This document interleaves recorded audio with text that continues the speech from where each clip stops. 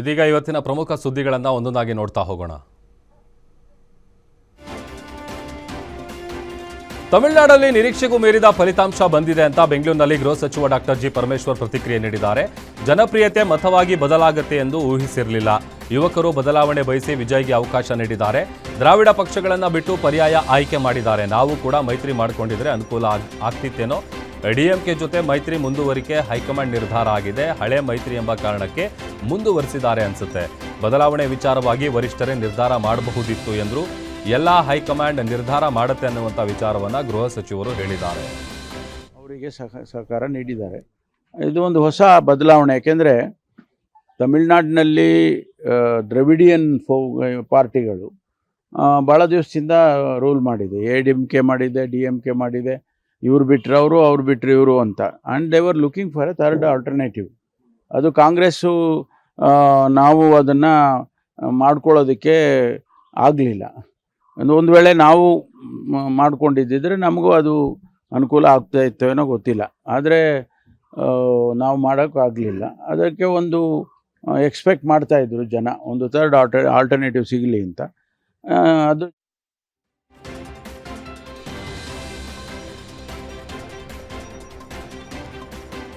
ತಮಿಳುನಾಡಲ್ಲಿ ವಿಜಯ್ ಗೆಲುವು ಖುಷಿ ತಂದಿದೆ ಅಂತ ವಿಜಯ್ ಗೆಲುವಿಗೆ ನಟ ದುನಿಯಾ ವಿಜಯ್ ರಿಯಾಕ್ಷನ್ ಕೊಟ್ಟಿದ್ದಾರೆ. ತಮಿಳುನಾಡು ಜನ ಒಳ್ಳೆ ನಿರ್ಧಾರ ತೆಗೆದುಕೊಂಡಿದ್ದಾರೆ.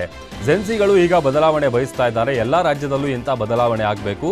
ವಿಜಯ್ಗೆ ಕನ್ನಡ ಚಿತ್ರತಂಡದಿಂದ ಅಭಿನಂದನೆ ಸಲ್ಲಿಸ್ತೇನೆ. ಈ ವೇಳೆ ನೀವು ರಾಜಕೀಯಕ್ಕೆ ಬರ್ತೀರಾ ಅಂತ ಪತ್ರಕರ್ತರು ಪ್ರಶ್ನೆಗೆ ನಕ್ಕಂತಹ ದುನಿಯಾ ವಿಜಯ್ ಟೈಮ್ ಬರಲಿ ಹೇಳ್ತೀನಿ ಅಂತ ಹೇಳಿದ್ದಾರೆ.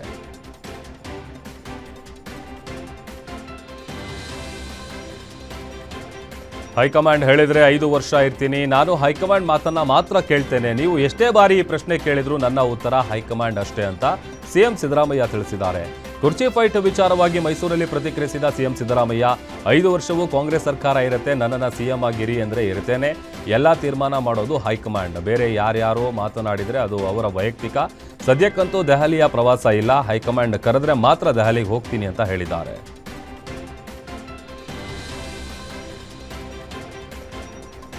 ಜಾತಿ ನಿಂದನೆ ಕೇಸ್ ಒಂದರ ವಿಚಾರಣೆಗೆ ಹಾಜರಾಗದ ಹಿನ್ನೆಲೆಯಲ್ಲಿ ಬಿಜೆಪಿ ಶಾಸಕ ಬಿಪಿ ಹರೀಶ್ ಬಂಧನಕ್ಕೆ ಹೈಕೋರ್ಟ್ ವಾರೆಂಟ್ ನೀಡಿದೆ.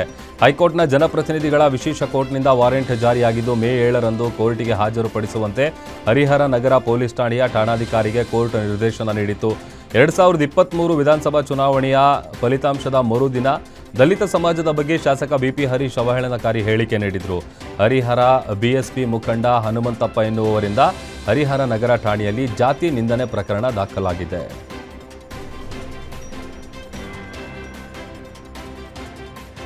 ಹಣ ಕಳೆದು ಹೋಗಿದೆ ಅಂತ ದೂರಿದ್ದಕ್ಕೆ ಪಿಜಿ ಮಾಲೀಕ ಯುವತಿ ಮೇಲೆ ಹಲ್ಲೆ ನಡೆಸಿದ ಘಟನೆ ಮತ್ತಿಕೆರೆಯ ಆಶೀರ್ವಾದ್ ಲೇಡೀಸ್ ಪಿಜಿಯಲ್ಲಿ ನಡೆದಿದೆ.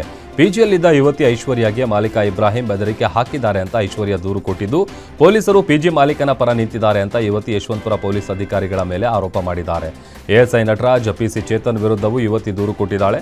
ಠಾಣೆಯಲ್ಲೇ ಯುವತಿ ಮೇಲೆ ಪಿಜಿ ಮಾಲೀಕ ಇಬ್ರಾಹಿಂ ಹಲ್ಲೆಗೆ ಯತ್ನಿಸಿದ್ರು. ಯಶವಂತಪುರ ಪೊಲೀಸರು ಕ್ರಮ ತೆಗೆದುಕೊಂಡಿಲ್ಲ. ಗ್ಯಾರಂಟಿ ನ್ಯೂಸ್ ಪ್ರತಿನಿಧಿ ಠಾಣೆಗೆ ತೆರಳಿದ ಬಳಿಕ ಇಬ್ರಾಹಿಂ ವಿರುದ್ಧ ಎನ್ಸಿಆರ್ ದಾಖಲಿಸಿದ್ದಾರೆ. ಸದ್ಯ ಪ್ರಕರಣ ದಾಖಲಿಸಿಕೊಂಡು ಇಬ್ರಾಹಿಂಗಾಗಿ ಪೊಲೀಸರು ಹುಡುಕಾಡ್ತಾ ಇದ್ದಾರೆ. ಪಿಜಿ ಬಗ್ಗೆ ಗ್ಯಾರಂಟಿ ನ್ಯೂಸ್ ಚೆಕ್ ಮಾಡಿದಾಗ ಲೈಸೆನ್ಸ್ ಇಲ್ಲದಿರೋದು ಕೂಡ ಪತ್ತೆಯಾಗಿದೆ. ಪೊಲೀಸರು ಬಂದಿದ್ರಲ್ಲ, ತೋರಿಸಿದ್ರಲ್ಲ, ರಿಸೀವ್ ಮಾಡ್ಕೊಳ್ತಿರ್ಲಿಲ್ವಾ? ಆಯ್ತು, ಬಂದು ಕಂಪ್ಲೇಂಟ್ ಕೊಡಿ. ಈಗ ಕಂಪ್ಲೇಂಟ್ ನೋಡಮ್ಮ, ನಾವು ನಿಮ್ಮನ್ನು ಕರೆಯೋದಿಲ್ಲ.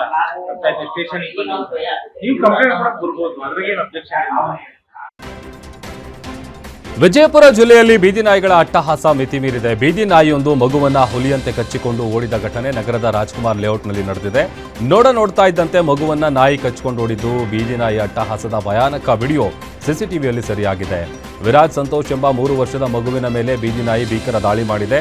ಕೊನೆಗೆ ಸ್ಥಳೀಯರು ಮಗುವನ್ನ ರಕ್ಷಿಸಿದ್ದು ಸಣ್ಣ ಪುಟ್ಟ ಗಾಯದೊಂದಿಗೆ ಮಗು ಬಚಾವಾಗಿದೆ.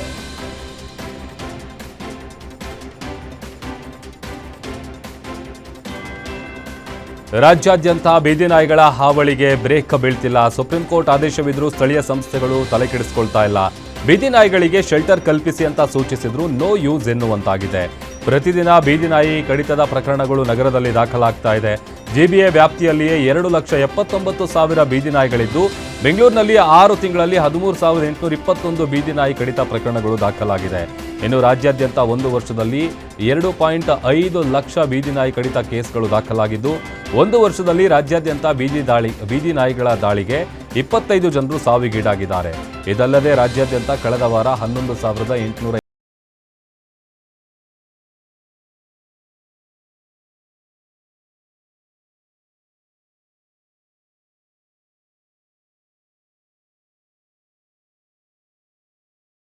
ಸುಪ್ರೀಂ ಕೋರ್ಟ್ ಮೆಟ್ಟಿಲೇರಿದ್ದು ಸಹ ಕೈದಿಗಳಿಂದ ನನಗೆ ಬೆದರಿಕೆ ಅಂತ ಹೇಳಿದ್ದಾರೆ. ಜೈಲಿನಲ್ಲಿ ನಿಂದನೆ ಮೂದಲಿಕೆ ಆಗ್ತಾ ಇದೆ, ನನ್ನ ಜೀವಿಸುವ ಹಕ್ಕು ಕಸಿಯಲಾಗಿದೆ ಅಂತ ದರ್ಶನ್ ಅವರು ಉಲ್ಲೇಖ ಮಾಡಿದ್ದಾರೆ. ದರ್ಶನ್ ನೀಡಿರುವ ಕಾರಣಗಳಿಗೆ ಜೈಲಾಧಿಕಾರಿಗಳು ಟಕ್ಕರ್ ನೀಡಿದ್ದಾರೆ. ಜೈಲಲ್ಲಿ ಸಹ ಕೈದಿಗಳಿಂದ ದರ್ಶನ್ಗೆ ಯಾವುದೇ ಸಮಸ್ಯೆ ಇಲ್ಲ. ದರ್ಶನ್ಗೆ ನಿಂದನೆ ಮೂದಲಿಕೆ ಪ್ರಚೋದನೆ ಇದ್ಯಾವುದೂ ಇಲ್ಲ. ಸಹ ಕೈದಿಗಳ ಜೊತೆ ದರ್ಶನ್ಗೆ ಟಚ್ ಇಲ್ಲವೇ ಇಲ್ಲ. ದರ್ಶನ್ನ ಸಪರೇಟ್ ಸೆಲ್ನಲ್ಲಿ ಇಟ್ಟಿದ್ದೀವಿ ಅಂತ ರಾಜ್ಯ ಗೃಹ ಇಲಾಖೆಗೆ ಕಾರಾಗೃಹ ಇಲಾಖೆ ವರದಿ ನೀಡಿದೆ. ಈ ಬಗ್ಗೆ ಪರಿಶೀಲಿಸಿ ವರದಿ ನೀಡುವುದಕ್ಕೆ ಸುಪ್ರೀಂ ಕೋರ್ಟ್ ಸೂಚಿಸಿತ್ತು. ಎಲ್ಲ ಸಾಕ್ಷ್ಯಗಳೊಂದಿಗೆ ಕಾರಾಗೃಹ ಇಲಾಖೆ ವರದಿಯನ್ನ ನೀಡಲಿದೆ.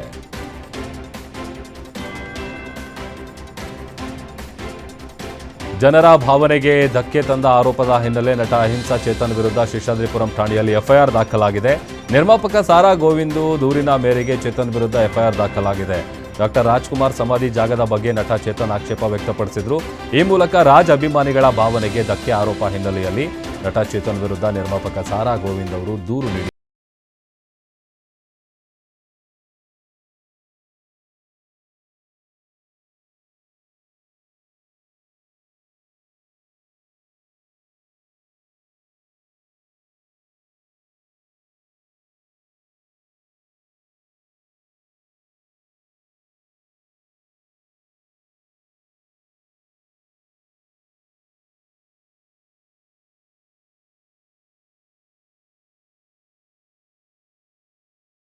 ಕುಟುಂಬಗಳು ಪರಸ್ಪರ ಹೊಡೆದಾಡಿಕೊಂಡ ಘಟನೆ ತುಮಕೂರು ತಾಲೂಕಿನ ಪಾಲಸಂದ್ರ ಗ್ರಾಮದಲ್ಲಿ ನಡೆದಿದೆ. ಸಿದ್ದರಾಜು ಮತ್ತು ಮಂಜುನಾಥ ಕುಟುಂಬದ ನಡುವೆ ಜಮೀನಿಗಾಗಿ ಮಾರಾಮಾರಿ ನಡೆದಿದೆ. ಗುದ್ದಲಿ ಪಿಕಾಸಿಯಿಂದ 2 ಕುಟುಂಬಗಳು ಪರಸ್ಪರ ಹೊಡೆದಾಡಿಕೊಂಡಿವೆ. ಪಾಲಸಂದ್ರದ 8 ಎಕರೆಯಲ್ಲಿ 4 ಎಕರೆ ತನಗೆ ಸೇರಿದ್ದು ಅಂತ ಮಂಜುನಾಥ್ ಗಲಾಟೆ ಮಾಡಿದ್ದಾರೆ. ತೆಂಗು ಮಾವು ಬೆಳೆ ಬೆಳೆಯುತ್ತಿದ್ದ ಸಿದ್ದರಾಜು ಕುಟುಂಬ ಪೂರ್ತಿ 8 ಎಕರೆಯನ್ನ ಬಳಸ್ತಾ ಇದೆ. ಕದ್ದು ಮುಚ್ಚಿ ಮಂಜುನಾಥ್ ಮಾವು ಕೀಳಲು ಬಂದಿದ್ದ. ಈ ವೇಳೆ 2 ಕುಟುಂಬದ ನಡುವೆ ಗಲಾಟೆ ಆಗಿದ್ದು, ಘಟನೆಯಲ್ಲಿ ಸಿದ್ದರಾಜು ಪತ್ನಿ ವಸಂತಕುಮಾರಿಗೆ ಸಣ್ಣ ಪುಟ್ಟ ಗಾಯ ಆಗಿದೆ.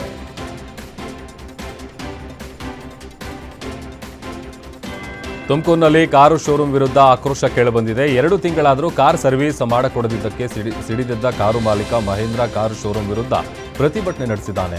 ಮಹೇಂದ್ರ ಶೋರೂಮ್ ಎದುರು ಪ್ರತಿಭಟನೆ ನಡೆಸಿ ಕಾರನ್ನು ರಿಪೇರಿ ಮಾಡಿಕೊಡದೆ ಸತಾಯಿಸುತ್ತಿದ್ದಾರೆ ಎಂಬ ಆರೋಪ ಮಾಡಿದ್ದಾರೆ. ಈ ಹಿಂದೆ ಇಂಜಿನ್ ಸರ್ವಿಸ್ಗೆ ಕಾರು ಮಾಲೀಕ 3 ಲಕ್ಷ ಖರ್ಚು ಮಾಡಿದ್ದು, ಒಂದೇ ತಿಂಗಳಲ್ಲಿ ಮತ್ತೆ ಇಂಜಿನ್ನಲ್ಲಿ ಸಮಸ್ಯೆ ಆಗಿದೆ.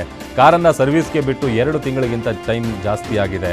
ಆದರೂ ರಿಪೇರಿ ಮಾಡಿಕೊಡದೆ ದಿನಕ್ಕೊಂದು ಕಾರಣ ಹೇಳಿ ಕಳಿಸ್ತಾ ಇದ್ದಾರೆ ಅಂತ ಕಾರು ಮಾಲೀಕ ಆಕ್ರೋಶ ವ್ಯಕ್ತಪಡಿಸಿದ್ದಾರೆ.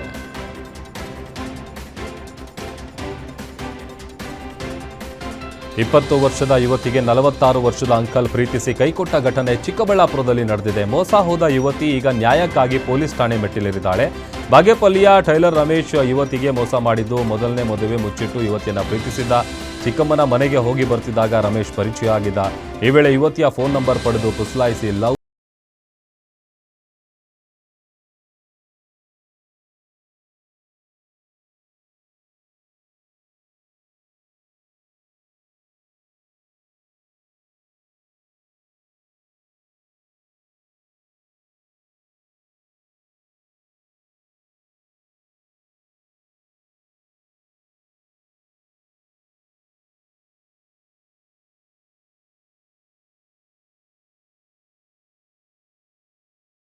ನಂಬರ್ ಆಧಾರದ ಮೇಲೆ ಸದಾಶಿವನಗರ ಪೊಲೀಸರು ಪತ್ತೆ ಹಚ್ಚಿ ಬಂಧಿಸಿ ವಿಚಾರಣೆ ನಡೆಸ್ತಾ ಇದ್ದಾರೆ.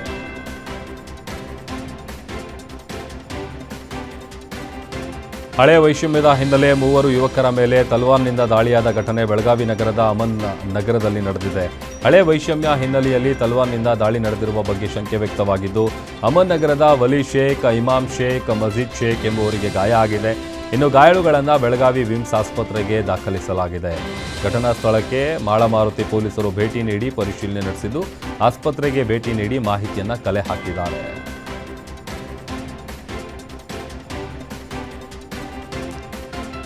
ಧಾರವಾಡ ಹರ್ಷ ಎಂಟರ್ಪ್ರೈಸಸ್ ಪ್ರೈವೇಟ್ ಲಿಮಿಟೆಡ್ ಬಹುಕೋಟಿ ವಂಚನೆ ಪ್ರಕರಣ ಸಂಬಂಧ ಸರ್ಕಾರ ಕಂಪನಿಯ ಆಸ್ತಿಯನ್ನ ಮುಟ್ಟುಗೋಲು ಹಾಕಿಕೊಂಡಿದೆ. 2016-17ರಲ್ಲಿ ಧಾರವಾಡ ಜಿಲ್ಲೆಯ ಕಲಘಟಕಿ ಪಟ್ಟಣದಲ್ಲಿ ವಂಚನೆ ಪ್ರಕರಣ ನಡೆದಿದ್ದು, ಹಣ ಡಬ್ಲಿಂಗ್ ಮಾಡೋದಾಗಿ ಜನರಿಗೆ ಕಾನ್ಸ್ನಿಕ್ಸ್ ಬ್ರದರ್ಸ್ ವಂಚಿಸಿದ್ರು. ಕಲಘಟಕಿ ತಾಲೂಕು ಸೇರಿ ಜಿಲ್ಲೆಯಾದ್ಯಂತ ವಂಚನೆ ಕೇಸ್ ದಾಖಲಾಗಿತ್ತು. ಸಾವಿರಾರು ಜನರಿಂದ ಹಣ ಪಡೆದು ಕಂಪನಿ ಪಂಗನಾಮ ಹಾಕಿತ್ತು. ಬಳಿಕ ಹರ್ಷ ಕಂಪನಿ ವಿರುದ್ಧ ಜನರು ದೂರು ದಾಖಲಿಸಿದ್ರು. ದೂರಿನ ಮೇರೆಗೆ ಪ್ರಕರಣವನ್ನ ಸರ್ಕಾರ ಸಿಐಡಿಗೆ ವಹಿಸಿತ್ತು. ಸಿಐಡಿ ತನಿಖೆಯಲ್ಲಿ ನೂರಾರು ಜನರಿಗೆ ವಂಚಿಸಿರುವುದು ಬೆಳಕಿಗೆ ಬಂದಿದ್ದು, ಸದ್ಯ ಕಾಸ್ನೆಸ್ ಬ್ರದರ್ಸ್ ಸ್ಥಿರಾಸ್ತಿ ಚೊರಾಸ್ತಿಯನ್ನ ಸರ್ಕಾರ ಮುಟ್ಟುಗೋಲು ಹಾಕಿಕೊಂಡಿದೆ.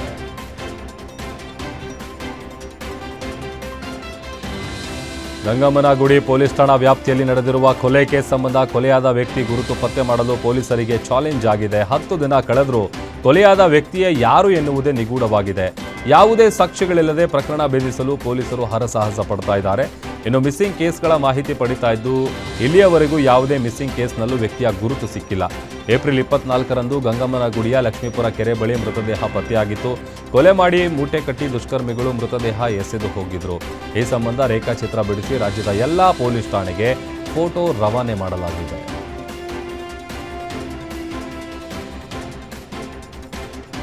ಬಸ್ ಹತ್ತುವ ಪ್ರಯಾಣಿಕರ ಗಮನ ಬೇರೆಡೆ ಸೆಳೆದು ಕಳ್ಳತನ ಮಾಡ್ತಾ ಇದ್ದ ಖತರ್ನಾಕ್ ಕುಪ್ಪಂ ಗ್ಯಾಂಗ್ ಅನ್ನ ಹೊಸಕೋಟೆ ಪೊಲೀಸರು ಬಂಧಿಸಿ ಹೆಡೆಮುರಿ ಕಟ್ಟಿದ್ದಾರೆ. ಇನ್ನು ಕಳ್ಳತನಕ್ಕೆ ಮಕ್ಕಳನ್ನ ಖತರ್ನಾಕ್ ಕುಪ್ಪಂ ಗ್ಯಾಂಗ್ ಬಳಕೆ ಮಾಡ್ತಿತ್ತು. ಬಸ್ನಲ್ಲಿ ಮಕ್ಕಳಿಗೆ ವಾಂತಿ ಬರುವ ನಾಟಕ ಮಾಡಿ ಪ್ರಯಾಣಿಕರ ಗಮನ ಬೇರೆಡೆ ಸೆಳೆದು ಚಿನ್ನಾಭರಣ ಎಗರಿಸ್ತಾ ಇದ್ರು. ಇದೇ ರೀತಿ ವೃದ್ಧೆಯ 74 ಗ್ರಾಂ ಚಿನ್ನದ ಮಾಂಗಲ್ಯ ಸರ ಕದ್ದು ಎಸ್ಕೇಪ್ ಆಗಿದ್ರು. ದೂರು ದಾಖಲಿಸಿಕೊಂಡು ಪೊಲೀಸರು ಕಾರ್ಯಾಚರಣೆಗಿಳಿದಿದ್ರು. ಪ್ರಕರಣ ಸಂಬಂಧ A1 ದಿವಾಕರ್ ಬಂಧನ ಆಗಿದ್ದು, ಮೋನಿಶಾ, ಗಾಯತ್ರಿ, ಇಂದ್ರಾಗಾಗಿ ಹುಡುಕಾಟ ನಡೆಸಿದ್ದಾರೆ. ಇನ್ನು ಬಂಧಿತನಿಂದ 12 ಲಕ್ಷ ಮೌಲ್ಯದ ಚಿನ್ನಾಭರಣ, 3.5 ಲಕ್ಷ ನಗದು ವಶಪಡಿಸಿಕೊಳ್ಳಲಾಗಿದೆ.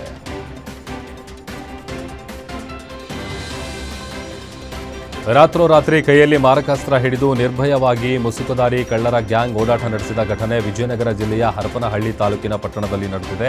ಕಳ್ಳರ ಗ್ಯಾಂಗ್ ಓಡಾಟದ ದೃಶ್ಯ ಸಿಸಿಟಿವಿಯಲ್ಲಿ ಸೆರೆಯಾಗಿದೆ. ರಾತ್ರಿ ವೇಳೆ ನಾಯಿಗಳ ಬೊಗಳುವ ಶಬ್ದದಿಂದ ಸ್ಥಳೀಯರು ಎಚ್ಚೆತ್ತುಕೊಳ್ತಾ ಇದ್ದು, ತಮ್ಮ ಮನೆಗಳ ಸಿಸಿಟಿವಿ ಪರಿಶೀಲನೆ ನಡೆಸಿದಾಗ ಕಳ್ಳರು ಓಡಾಡ್ತಾ ಇರೋದು ಪತ್ತೆಯಾಗಿದೆ. ಮೈ ತುಂಬ ಬಟ್ಟೆ, ಕೈಗವಸು, ತಲೆ ಮೇಲೆ ಮುಖಕ್ಕೆ ಟೋಪಿ, ಕೈಯಲ್ಲಿ ಮಾರಕಾಸ್ತ್ರ ಹಿಡಿದು ಮೂವರು ಓಡಾಡ್ತಾ ಇದ್ದಾರೆ. ಈ ಬಗ್ಗೆ ಪಟ್ಟಣದಲ್ಲಿ ಸಾರ್ವಜನಿಕರ ಸಭೆ ನಡೆಸಿದ ಪೊಲೀಸರು ಜಾಗೃತಿ ಮೂಡಿಸಿದ್ದಾರೆ.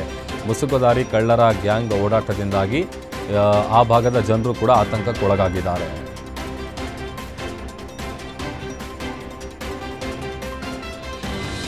ಮದನಾಯಕನಹಳ್ಳಿ ಪೊಲೀಸ್ ಠಾಣೆಯಲ್ಲಿ ಭಾರೀ ಹೈಡ್ರಾಮಾ ನಡೆದಿದೆ. ಮಿಸ್ಸಿಂಗ್ ಕೇಸ್ ಆರೋಪಿಯಿಂದ ಠಾಣೆಯಲ್ಲೇ ಸೂಸೈಡ್ಗೆ ಯತ್ನ ನಡೆದಿದ್ದು, ಲಾಕರ್ ಕೀ ನುಂಗಿ ಆರೋಪಿ ಆತ್ಮಹತ್ಯೆಗೆ ಯತ್ನಿಸಿದ್ದ.